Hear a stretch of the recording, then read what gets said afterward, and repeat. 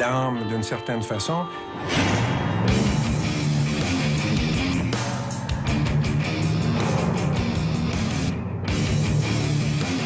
Le 1er novembre 1984, en après-midi, Maurice Vien, 4 ans, joue avec un ami dans une ruelle du quartier montréalais d'Hochelaga-Maisonneuve.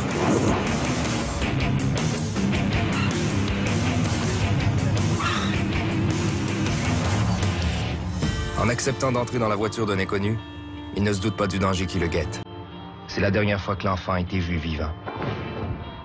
L'affaire Maurice Vien, ça fait 25 ans.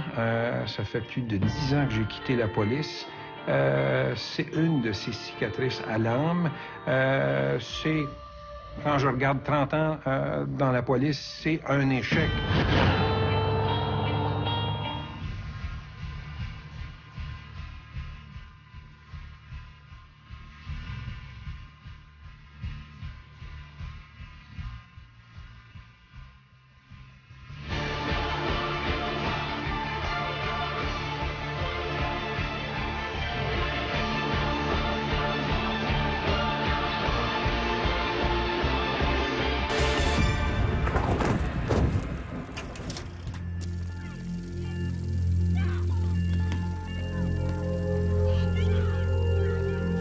Il est environ 13 heures en ce lendemain de l'Halloween 1984.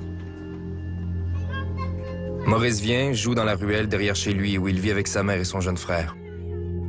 Il est avec son ami Manuel Gagnon. Pour Francine, c'est une journée comme les autres. Rien ne laisse croire que sa vie s'apprête à basculer.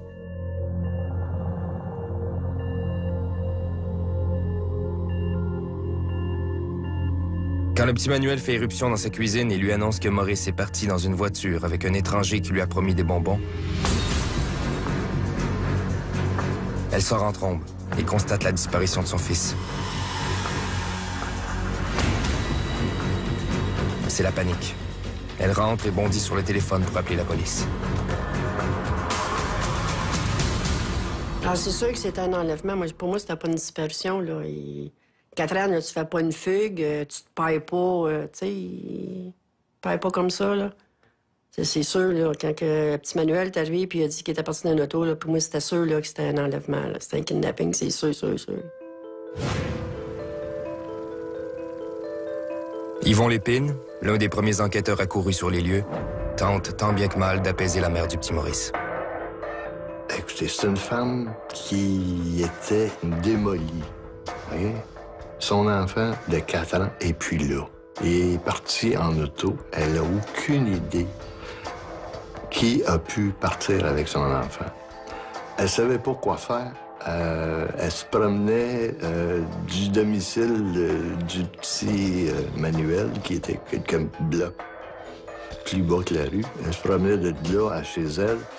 On avait beau lui demander de demeurer chez elle, qu'on était pour aller la voir, que la rencontrer. C'était une personne là, vraiment en panique complètement. Mais c'est normal.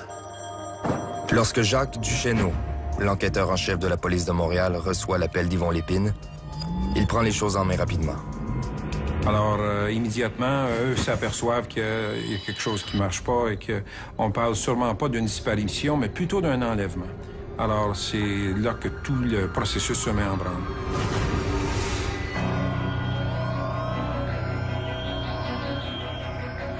Dans les premières interventions qu'on a faites, on a fait venir à peu près tout ce qu'il y avait de police, de libre, les unités qui sont mobiles, qu'on appelle chez nous, pour ratisser le secteur au complet. Alors, dans les premières heures, là, le secteur a été ratissé au complet.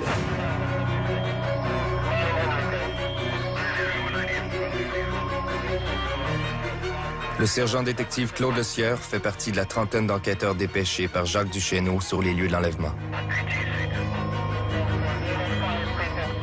La première tâche, ça a été d'aller fouiller un dépotoir de matériaux secs sur la rue d'Exon, où un témoin avait vu un véhicule et quelqu'un débarquer un sac vert. Alors, bon, une de mes premières tâches, ça a été d'aller fouiller ce fameux dépotoir-là, pas seul, mais avec d'autres policiers. Et croyez-moi, tous les sacs verts ont été ouverts, puis la seule chose qu'on a retrouvée qui n'était pas d'une matière solide, c'est un chat qui était mort. Chaque porte de hangar a été ouverte, chaque fond de cour a été visité, chaque pierre a été retournée, parce que la première démarche, elle n'est pas d'enquête, mais vraiment d'opération policière, c'est-à-dire est-ce que l'enfant pourrait être dans un périmètre quand même assez court? Et si oui, mais tant mieux. Sinon, on savait qu'à ce moment-là, une enquête devrait être mise en branle immédiatement.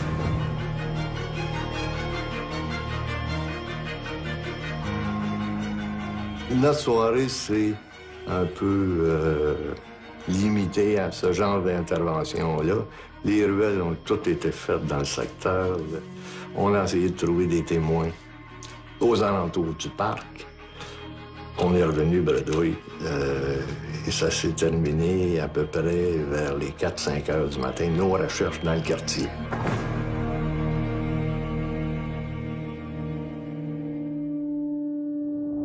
Plus l'heure avance, plus on s'aperçoit que on n'est pas dans la bonne direction, puis on ne pourra peut-être pas retrouver l'enfant. Et donc, quand des enfants sont impliqués dans des enquêtes, habituellement, c'est assez perturbant. Alors donc, le temps joue contre nous. Donc, quand on envoie un détective faire une vérification, rapidement, on va avoir un retour pour savoir si on se dirige au bon endroit. Et la plus petite bribe d'information peut devenir cruciale dans ce genre d'enquête. Les recherches se poursuivent toujours en vue de retrouver le petit Maurice Vien, 4 ans, disparu de la rue d'Orion hier après-midi. La tension monte chez les parents de Maurice. Sollicité par les médias accourus sur les lieux, il lance des appels à l'aide. C'est un petit garçon qui adore ça, se promener en automobile. Entre-temps, sur la rue d'Orion, eh bien, la famille Vien attend anxieusement le retour de leur enfant. On est bien inquiets. On voudrait qu'elle vienne au plus vite. Que Maurice, c'est un gentil petit bonhomme. Puis... C'est tout. J'ai bien hâte de voir mon gars. Bon, on voudrait dire à la personne qui a pris Maurice, là, qui a fait embarquer Maurice dans son auto, de, s'il vous plaît, le laisser quelque part, qu'il puisse demander de l'aide pour pouvoir nous revenir le plus tôt possible. C'est un petit garçon bien gentil, puis on veut pas le perdre. On veut qu'il revienne le plus vite possible. On est inquiets. Malgré l'apparente tristesse du père de Maurice, pour les enquêteurs, il demeure le principal suspect. Dès le début de l'enquête, les policiers de Montréal qui enquêtaient sur la disparition du petit Vien ont eu des difficultés avec son père parce que là, le gars, lui, il était nerveux, puis il était agressif. Son fils a disparu. Puis en plus, lui et son frère étaient en difficulté avec des gens du quartier. Il y avait une question de dette, là, que ces gens-là. Donc, finalement, les policiers les ont pris un peu les deux comme suspects, les ont interrogés. Puis c'était un bonhomme qui était assez costaud, puis qui réagissait fort. Donc, finalement, les policiers et puis le père du petit Vien avaient une difficile relation dès le départ de l'enquête. Alors là, il fallait éliminer les possibilités que ce soit le père qui soit parti avec l'enfant, parce que le père et la mère ne vivaient pas ensemble. Mais le père avait quand même quitté le domicile familial depuis quelque temps, et là, soudainement, le père arrive. Bien évidemment, notre première réaction comme détective, c'est que tout le monde devient un suspect.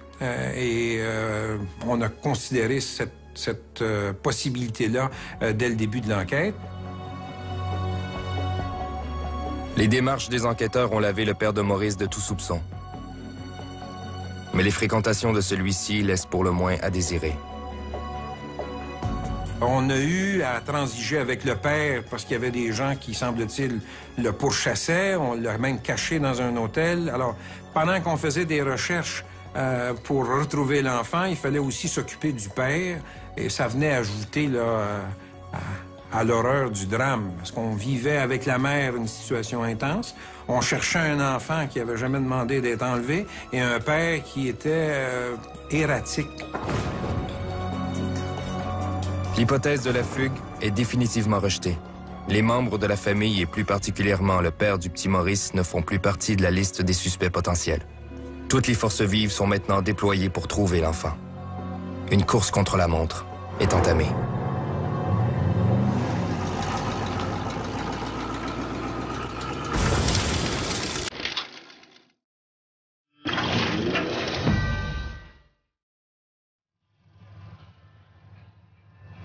En novembre 1984, Maurice Viens, 4 ans, est kidnappé derrière chez lui.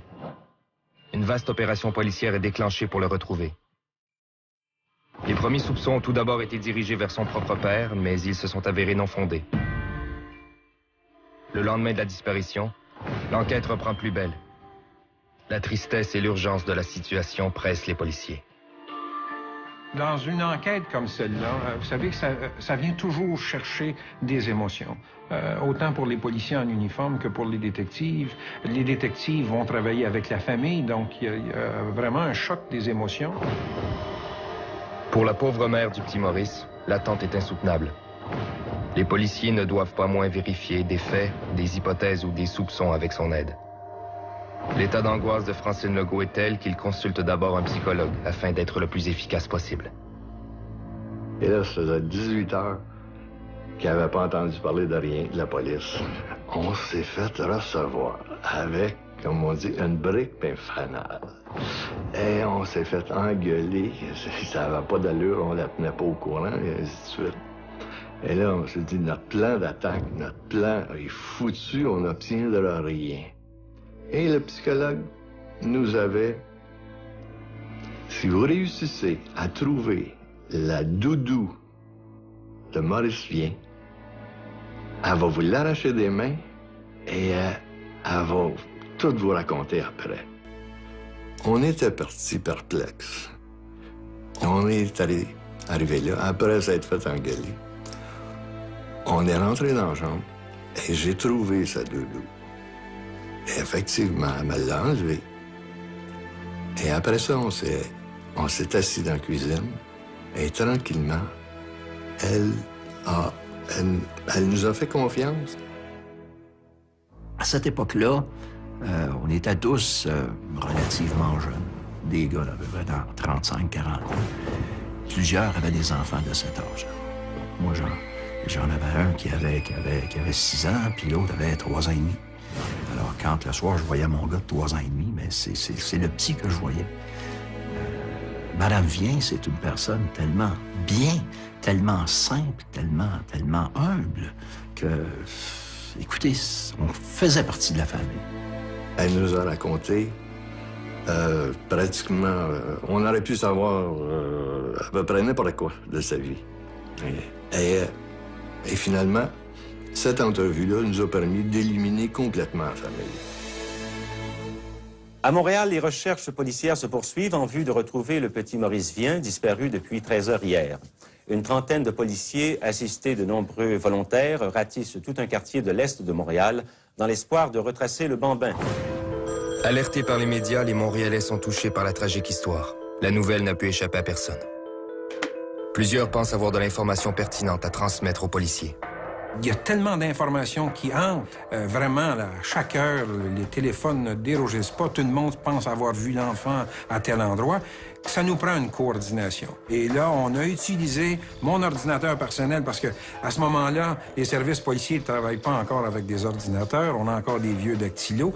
Mais là, on a besoin d'un outil pour coordonner toutes les informations qui entrent. Mais il faut les valider après les informations-là. Et on les a toutes validées. Alors, ça a demandé un travail énorme. Et il n'y a pas grand monde qui a dormi là, dans ça. Là. Une enquête, c'est comme faire un casse-tête.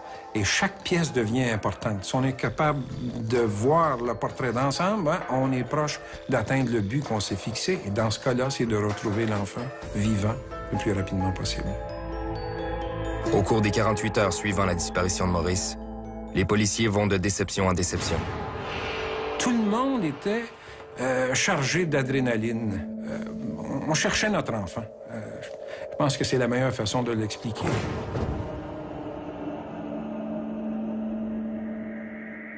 Au 3e jour de la disparition de Maurice Viens, le samedi 3 novembre, un Montréalais contacte les policiers. Au cours d'une balade en vélo, il a trouvé un petit blouson de ski sur le bord du Richelieu, sur la rive sud de Montréal. En l'examinant, il s'est rendu compte qu'il y avait un nom décrit sur la doublure. Celui de Maurice Vien. Donc, on quitte le centre-ville de Montréal, puis là, on étend notre secteur de recherche pour se ramasser sur les bords du Richelieu. Et à partir de l'endroit où on trouve le manteau, là, on commence à faire de la fouille systématique. Ça nous amène en fin de journée, le samedi. On a une centaine de policiers qui sont sur les lieux. On continue le dimanche. Là, il y a des policiers de la Sûreté du Québec qui se joignent à nous. Alors, on déploie et là, on fait de la fouille vraiment systématique à partir de l'endroit où on trouve le manteau.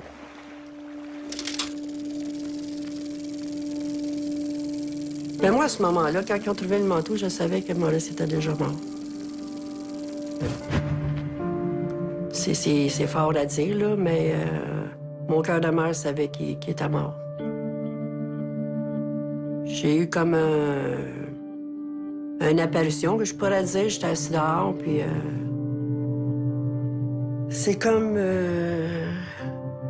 s'il y avait quelqu'un, comme une Sainte Vierge, je pourrais dire, qui avait Maurice dans ses bras, puis elle m'a dit, je vais prendre soin de lui. C'est sûr, t'espères toujours que... Qu'est-ce que tu ressens, là, c'était pas ça pantoute, là, tu sais. C'est sûr, j'aurais aimé mieux le retrouver puis le serrer dans mes bras, là, tu sais. Mais c'est sûr, tu veux qu'on te le retrouve. L'affaire a semé un tel émoi dans la population que de nombreux citoyens se joignent aux recherches lancées par les policiers. J'ai été vraiment étonné de voir comment est-ce que la population était derrière ce type d'enquête. Il y a un monsieur qui nous est arrivé, c'est un industriel, qui est arrivé avec son hélicoptère et le pilote d'hélicoptère, puis il dit, écoutez, je vous offre mon hélicoptère pour la journée. Puis les gens nous offraient leur service pour aller fouiller des boisés ou des endroits. On est toujours au mois de novembre, on est dans la terre mouillée, on est dans le bout, dans le fond. Dans ce genre d'enquête, quand ça touche un enfant, on est toujours optimiste. 3 jours après l'enlèvement, on découvre le manteau. Pour nous, il est encore en vie. Il doit être encore en vie. Et ce qui va nous arrêter, finalement, dans cette démarche, c'est si on trouve le corps. Sinon, le temps joue contre nous et il faut mettre, à ce moment-là, tout ce qui est à notre disposition pour trouver l'enfant le plus rapidement possible. Mais on n'a jamais perdu espoir qu'on pouvait le trouver encore vivant, même si ça faisait 3 jours. Moi, je peux vous dire que sur un très vaste territoire, il y a à peu près juste les roches qui sont restées, puis les brindilles qui sont restées dans les champs. Que ce soit un bout de cigarette, que ce soit n'importe quoi, tout m'était rapporté. Une 3e journée de recherche infructueuse passe ainsi. La tension monte. Chez la mère du petit disparu, comme chez les policiers. Il est toujours difficile pour un policier de dissocier sa vie professionnelle et sa vie personnelle. On est tous, à ce moment-là, de jeunes hommes, on a de jeunes enfants. Alors ça, c'est une torture morale tout le long de l'enquête. Non seulement pour moi, mais pour les gens avec qui je travaillais. C'est bien évident que c'était... On se couche, on dort rapidement, on prend une douche et on revient parce que notre tâche n'était pas encore complétée. Pour retrouver Maurice Vien, les policiers ont remué ciel et terre, sans résultat. Finalement, au 5e jour de leur course folle contre la montre, un policier venu de Québec va faire une terrible découverte, non loin de l'endroit où a été trouvé le blouson de ski du petit. Dès lors, ce n'est plus un enfant que l'on cherchera, mais un assassin.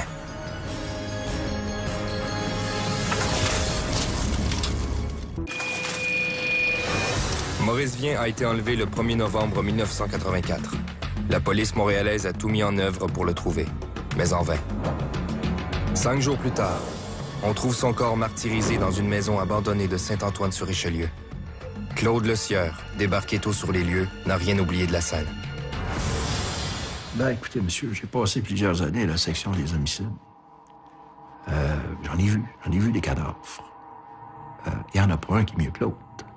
C'est sûr que dans le cas d'un enfant, ça va nous chercher, vous savez. L'horreur est totale. Un lourd rouleau de papier goudronné recouvre une partie du corps de l'enfant. Il a été sauvagement battu à coups de bâton. Son pantalon et sa petite culotte sont rabattus sur les talons.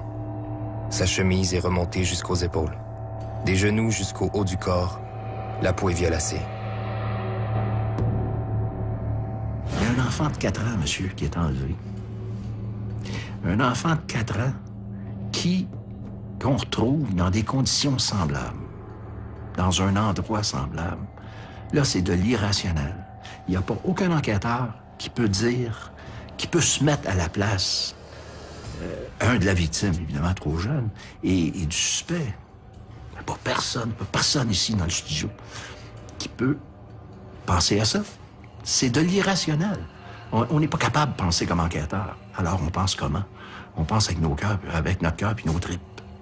Ça a été le cas du petit Maurice Vien. Jacques Duchesneau accourt à son tour sur les lieux de la terrible découverte.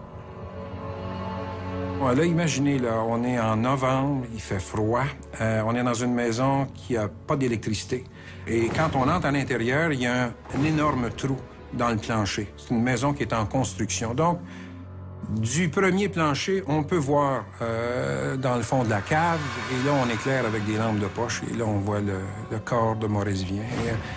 Moi, j'ai toujours dit, de façon imagée, je pense que tout le monde, notre cœur est arrêté à ce moment-là.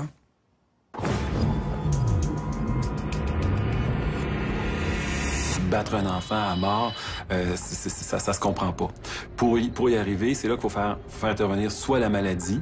Si on avait pu trouver la personne qui a fait ça, puis on avait pu l'évaluer, on serait peut-être rendu compte que c'est quelqu'un qui n'est absolument pas dans la réalité et complètement malade.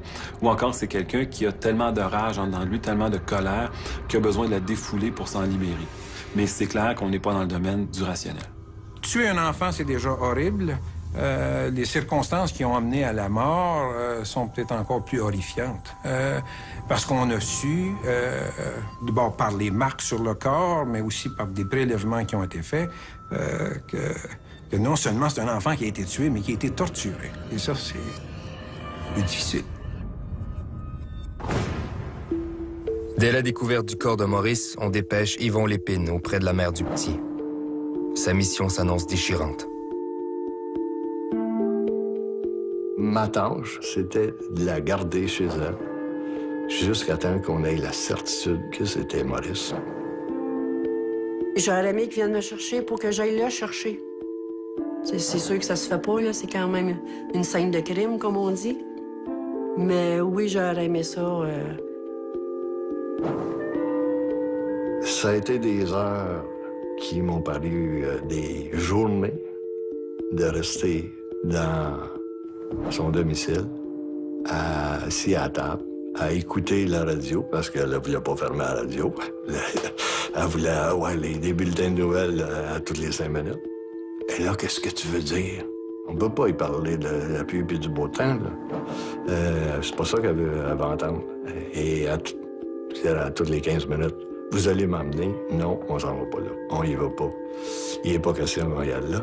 Et ça revenait toujours, là. Alors, c'était la soirée la plus pénible de ma vie. Vers 2 heures du matin, le téléphone sonne. On apprend à Yvon que le corps retrouvé plus tôt dans la journée est bien celui de Maurice. Il transmet alors la déchirante nouvelle à la mère qui doit maintenant confirmer l'identification.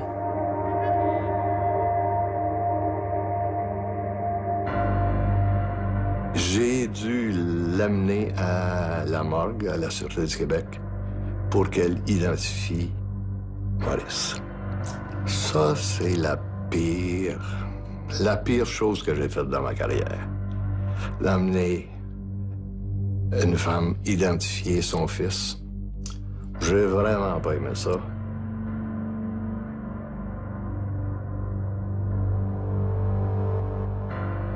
Il l'avait magané.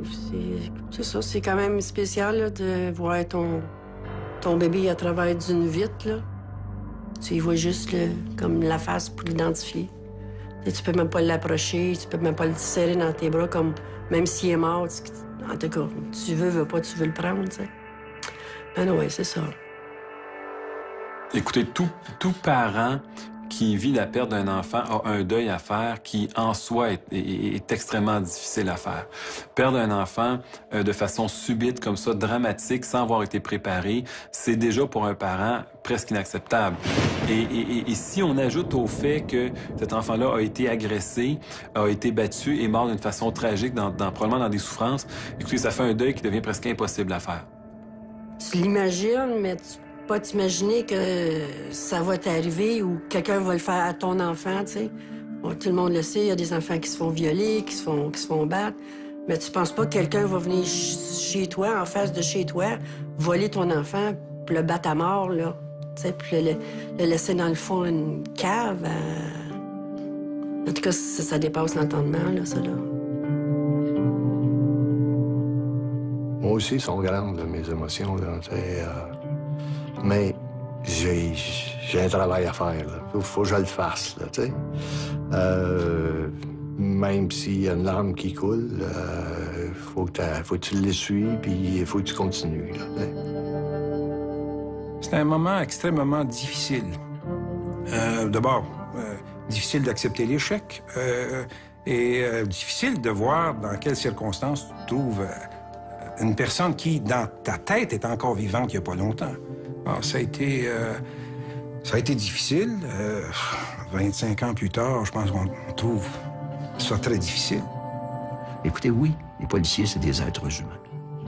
C'est des êtres humains comme n'importe qui.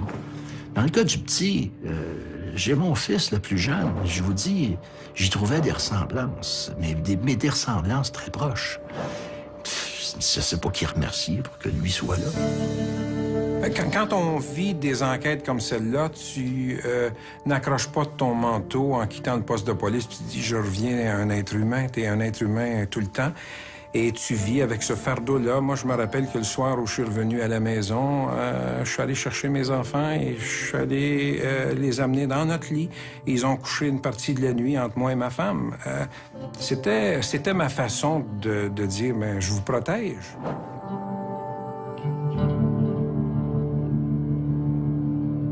L'affaire Maurice Vien est celle qui commence en fait divers et qui, dans leur dénouement, aboutissent en drame public. 9 jours après l'enlèvement de l'enfant, 1 millier de Montréalais s'entassent dans l'église Sainte-Marguerite-Marie pour lui faire leurs adieux. C'est clair que ça peut toucher toute une collectivité. C'est clair que tout le monde peut être en état de choc de dire que ça peut arriver chez nous. C'est des choses qu'on voit, mais ça arrive jamais chez nous.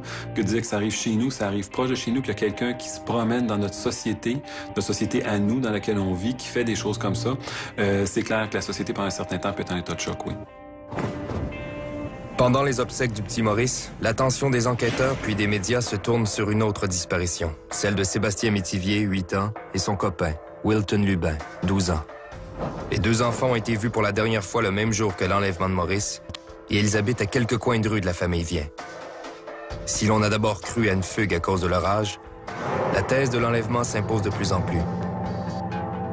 La question sera éventuellement sur toutes les lèvres. Un seul prédateur pourrait-il être l'auteur des 3 kidnappings?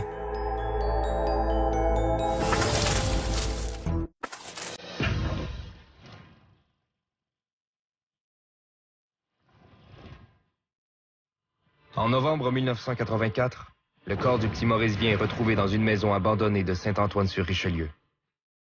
Tout laisse croire que 2 autres enfants ont été enlevés le même jour que Maurice à quelques rues de chez lui. Les forces policières se lancent alors dans une chasse à l'assassin. Le père de Maurice ayant été blanchi, des doutes émergent autour d'un autre suspect. Un chauffeur de taxi opérant dans le secteur où a eu lieu les enlèvements. Il s'est lui-même présenté au poste de police afin d'y faire une déposition. Ses propos semblent louches. On l'arrête 2 jours plus tard afin de l'interroger. Moi, j'assiste à l'interrogatoire derrière un miroir, une vitre sans teint, et je peux voir le comportement pendant que les enquêteurs posent des questions. Et là, il se passe quelque chose de vraiment étrange lors de cet interrogatoire-là. Quand ce fameux chauffeur de taxi est confronté à une situation qui l'amène pas loin du jeune Vien, il se retourne à sa droite et parle à une personne qui n'est pas là, un personnage fictif.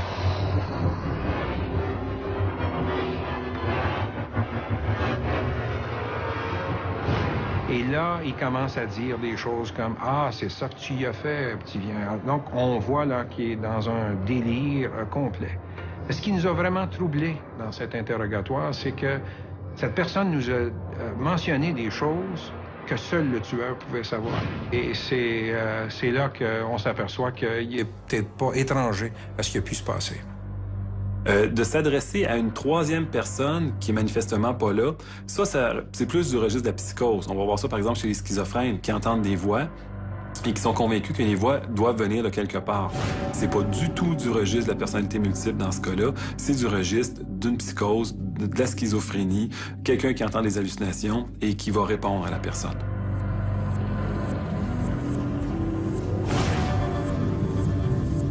Ce bonhomme-là conduisait des taxis. C'était des taxis qu'il louait.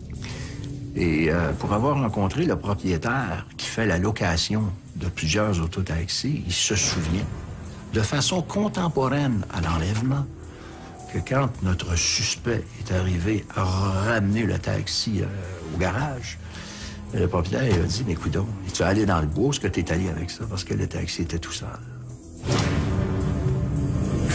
Et finalement, il y a quelqu'un qui, au moment de l'interrogatoire, est venu nous servir un ordre de cours parce que, étant donné qu'il avait reçu des traitements dans un institut psychiatrique de Montréal, il est venu nous servir une ordonnance de libérer immédiatement l'individu pour l'amener dans l'institut psychiatrique.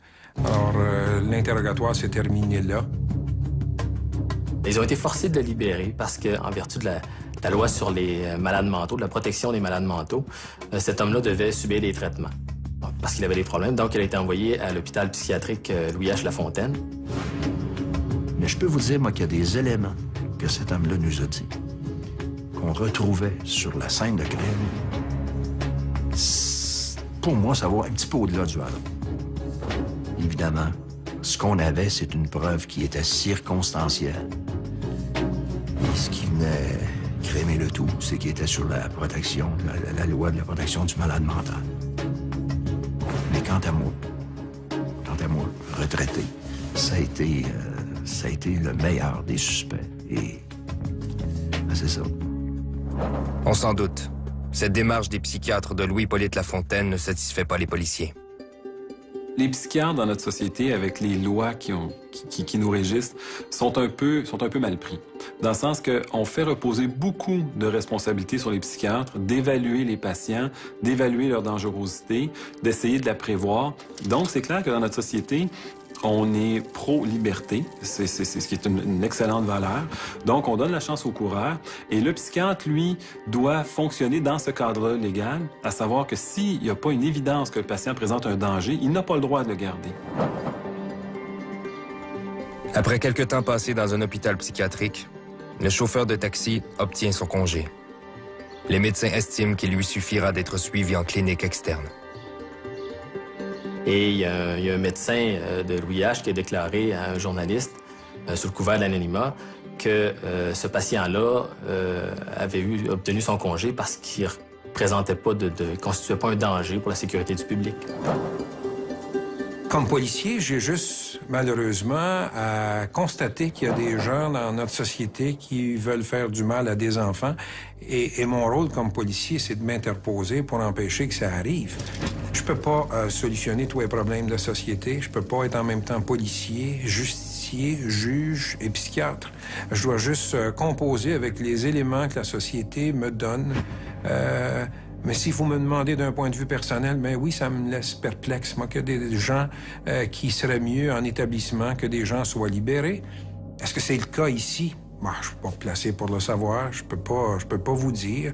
Je sais juste que quand tu es à l'autre bout du processus, c'est que c'est toi qui ramasses les corps, ça devient difficile à accepter. Malgré leurs déceptions et leurs doutes, les policiers continuent leur chasse et enquêtent sur la disparition de Sébastien Métivier, 8 ans, et de celle de son copain, Wilton Lubin, 12 ans. Maurice Vien est enlevé le 1er novembre 1984. à une vingtaine de pâtés de maisons plus loin, 2 autres enfants sont enlevés la même journée, alors qu'on n'avait pas d'enlèvement d'enfants à Montréal depuis plusieurs années. C'est une coïncidence. Est-ce qu'une même personne est capable d'enlever 3 enfants? Est-ce que c'est un réseau qui enlève des enfants, donc des pédophiles? Est-ce que ce sont des tueurs en série qui sont à l'œuvre? C'est à ça qu'on est confronté. Ça a pris beaucoup de temps avant que les policiers admettent ou pensent qu'il y a une possibilité de lien entre 3 enlèvements. 3 disparitions, en fait, parce qu'on ne parlait pas d'enlèvement à l'époque.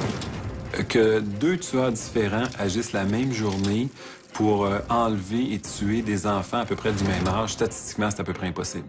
C'est comme si je vous disais, est-ce que c'est possible de gagner la 649 puis le Super 7 la même semaine avec 2 billets différents pour la même personne? C'est toujours possible. Mais statistiquement, c'est presque impossible. La loi des probabilités veut que ce soit un tueur unique qui agit dans ces 3 cas-là plutôt que des tueurs différents, c'est évident. Un mois après la double disparition, on découvre le corps de Wilton Lubin dans les eaux du fleuve Saint-Laurent, à la hauteur des îles de Boucherville. Il a la gorge tranchée. Le corps de Sébastien Métivier ne sera jamais trouvé. Mais le macabre décompte ne s'arrête pas là. Il y a eu aussi le cas du petit Denis Roux Bergevin, un petit garçon, un petit bonhomme de 5 ans, qui, lui, est disparu en juin 1985, soit dans les mois qui ont suivi le meurtre de Maurice Vien. Et c'est un cas qui présentait plusieurs similitudes, parce que c'était encore un jeune garçon, c'était arrivé en plein jour dans un quartier du centre-sud. Le petit Roux Bergevin, il venait de dîner, il était sorti à l'extérieur en attendant de prendre son dessert. Et il est jamais revenu. Donc, à ce moment-là, même chose, les recherches s'étaient mises en branle, il y a un paquet de bénévoles qui avaient cherché, les policiers avaient tout ratissé le secteur. Et le corps de l'enfant avait été retrouvé sur la rive sud de Montréal, encore une fois, comme Vien, qui avait été découvert sur la rive sud. Le corps de Denis Roux Bergevin a été trouvé dans un sous-bois, face contre terre, les culottes baissées. Il était couvert d'échymose de la tête aux fesses, et il avait manifestement été battu à mort à coups de bâton ou de planche, tout comme Maurice Vien. La différence, c'est que dans le cas de Denis Roux Bergevin, il avait été agressé sexuellement, ce qui n'était pas le cas de Maurice Vien. Maurice Vien, Sébastien Métivier, Wilton Lubin au début de novembre 1984. Puis, 6 mois plus tard, le petit Denis Roux Bergevin. Mais ce n'est pas tout. Le corps de Michel Étier, 12 ans, de Repentigny en banlieue de Montréal, est repêché dans les eaux du Saint-Laurent à la hauteur de Sorel à la fin de mars 1985. Il était porté disparu depuis le 13 décembre 1984, soit 1 mois et demi après les Vien, Métivier et Lubin. Il a été tué par strangulation. Cette série d'enlèvements d'enfants est une première au Québec. L'enquête semble piétiner, mais les policiers n'ont pas dit leur dernier mot.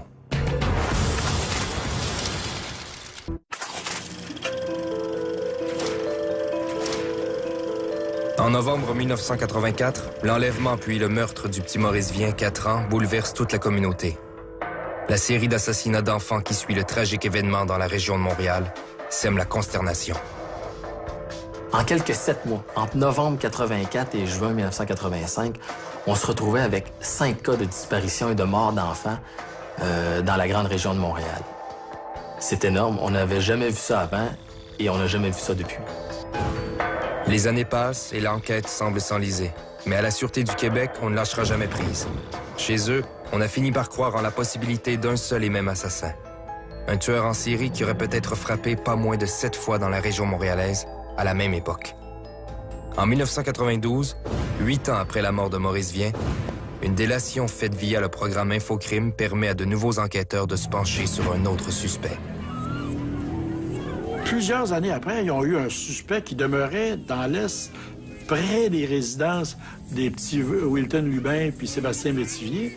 Là, les policiers ont pensé peut-être que le petit Maurice Vien a été kidnappé dans l'Est, amené à la résidence du suspect, puis que les autres jeunes ont été témoins ou tout ça, puis qu'on les aurait éliminés parce qu'ils étaient témoins là, du premier enlèvement. Le suspect en question est un récidiviste de 44 ans au lourd casier judiciaire, Jean-Baptiste Duchesneau.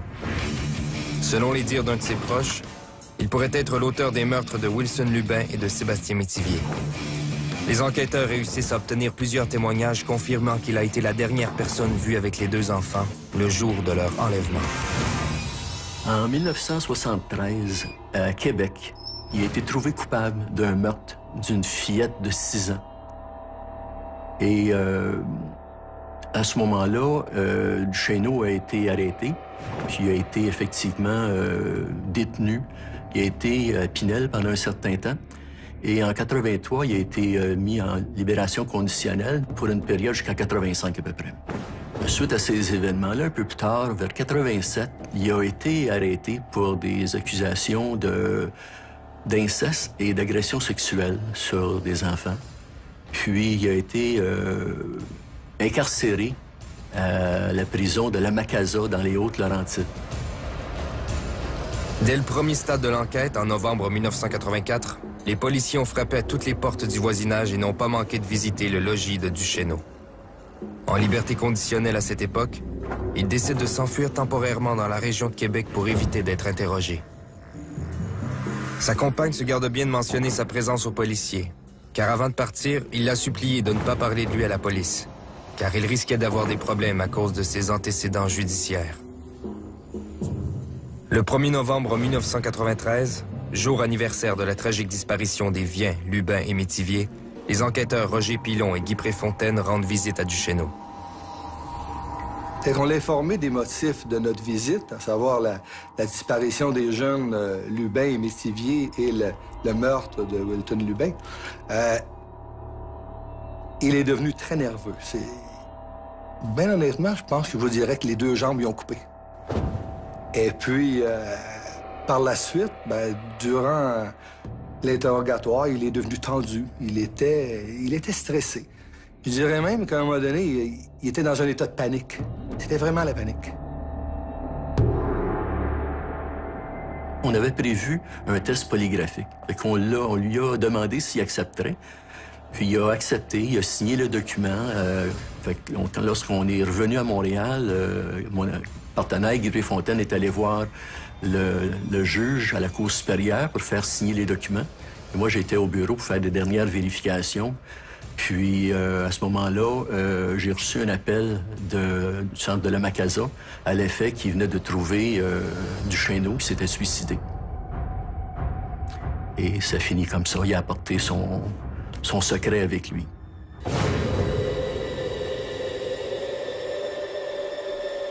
Il y avait une grande déception. On était près de la fin. On voulait arriver à une étape de soit disculper Jean-Baptiste Duchesneau de cet événement-là ou l'inculper pour le faire juger relativement à ces faits-là. Et puis là, on se retrouve devant rien. Il est parti tout simplement avec son secret.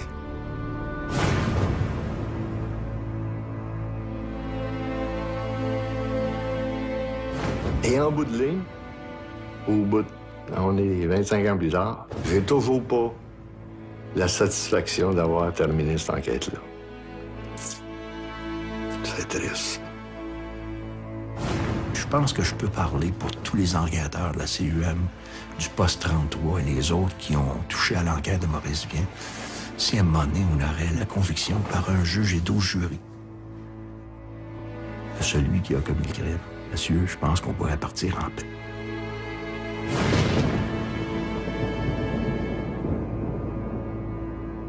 S'il y a quelqu'un qui sait quelque chose, dites-les donc. Après 25 ans, on a le droit de savoir. Puis c'est sûr que les personnes qui ont fait ça, ils peuvent pas avoir gardé ça pour eux autres seuls pendant 25 ans. Vivre avec ça 25 ans. Moi, ça fait 25 ans que j'entends avec le mal qu'il a fait à cet enfant-là. J'entends Maurice pleurer. Fait qu'imagine, lui, il a fait mal. Fait que j'imagine qu'il y a encore des images de ça. Je me demande comment il fait pour vivre avec ça.